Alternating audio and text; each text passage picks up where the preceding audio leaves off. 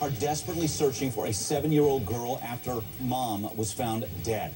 Little Asia Johnson is believed to be with her mom's estranged husband. His name's Lester Hobbs. He's not the father. This guy's a convicted felon, 47 years old, and should be considered armed and dangerous. Now, police say little Asia was not even supposed to be anywhere near this guy. We have a tragedy on our hands, but we don't have two. So our main concern is to find this young lady. Hopefully she'll be all right and get her back to her family. She does have a medical condition. We know that she does need some medication. We are checking all other leads in reference to that. All right, we'll take your calls, 1-877-TEL-HLN, your theories, your questions. Joining us to talk about it in session, law enforcement analyst Mike Brooks. Mike, we mentioned Amber Alert in Oklahoma. It's got to stretch beyond that. What do you know? Yeah, I spoke with Jessica Brown from the Oklahoma State Bureau of Investigation just before we came to air, Mike, and she was telling me that you know, time is of the essence in this case. He may have had a 24-hour head start. They were last seen alive between 6 and 7 on Saturday. The body wasn't discovered till Sunday afternoon, late Sunday afternoon, in the RV. I asked, you know, was there any sign of a struggle? She said didn't want to say much until the results came back from the medical examiner, but she said it was obvious that it was homicide. Apparently, Hobbs also, Mike, has relatives in California, Texas, and Oregon. So they also are aware and have posted the Amber Alert in those 3 states. But I can tell you, one of the charges, his first charges, his criminal past goes all the way back to the 80s. And one of those charges was cruelty to a child back in 1986. So, again, I don't like to hear that kind of thing either, but they really want to find this guy bad. Well, when you said that, it just sent a chill down my spine, Mike. I'm sure viewers as well. Okay, so what do we know? The vehicle, a 92 Toyota Paseo, a white Toyota. Yeah. We believe he took off in that, right? They believe he took off in that. You know, it's a very rural area. They have not found the car as of yet, but they do believe that he is in this car.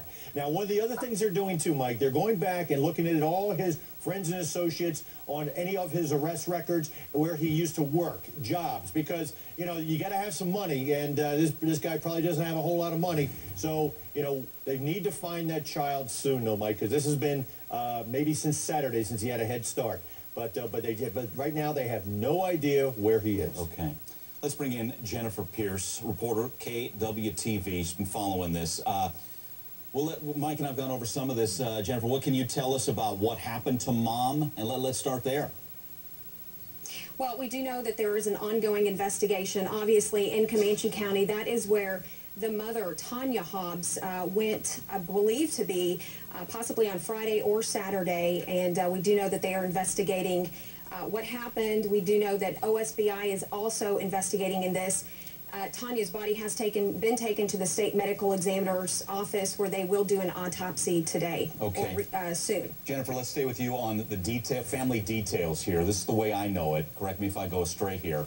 That they're estranged. Tanya Hobbs, Lester Hobbs are estranged, and that the biological father had emergency custody, and that Mom, Tanya Hobbs, only was able to have supervised visits with little Asia. Is that all true? And what led to this emergency custody that the father received?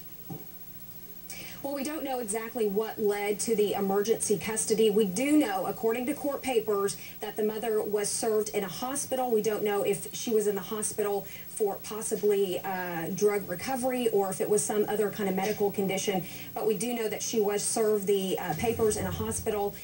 The papers were served in November. The emergency custody order happened and was issued in December, and as you said, that the mother was could have supervised visits, but she was not supposed to be alone with Asia, and Asia was not supposed to be anywhere near Lester Hobbs. And why is that? That we don't know. JJ's attorneys were with him at a press conference today, and they were very reluctant to talk about the custody issues or the details of the custody arrangement. All that we can assume at this point and know that Lester Hobbs does have prior felony convictions, some of those drug convictions, firearms convictions, and protective orders against him. So we can assume, obviously, that he is a dangerous man, and that's what authorities are saying right now. Okay. But he would not go into detail as to why Lester Hobbs was named in those court papers to not be anywhere around Asia. Jennifer, do we know anything about the relationship? Was there any abuse in the relationship? Had the authorities ever had to go to their house? We do not know as far as if authorities have had to go to Asia's home. As far as with her mother, and this is all going from what family has told us, and this is coming from Tanya's mother, who would be Asia's grandmother, is that possibly Lester did not like Asia and could have been abusive to her as far as any kind of legal action taken against him, that he might have harmed her. That has not been made clear. Okay. And Mike, I just want to point out too, Jennifer was talking about the weapon charge. He does have a conviction for assault and battery with a weapon. That was the gun. He also has a prior domestic violence conviction. So, you add up this along with that cruelty to a child charge, maybe that's the reason he could not be around Asia. I've checked around with Texas, Oklahoma. He's not on a registered sex offender with these states. But that doesn't go to say that maybe he has some history in this too. We don't know. Okay, we're getting a clearer picture, and it certainly is not good. Jennifer, great job. Thanks for joining us. Mike, you as well. And Mike, I know you're sticking around for this next one. Casey Anthony in court just a short time.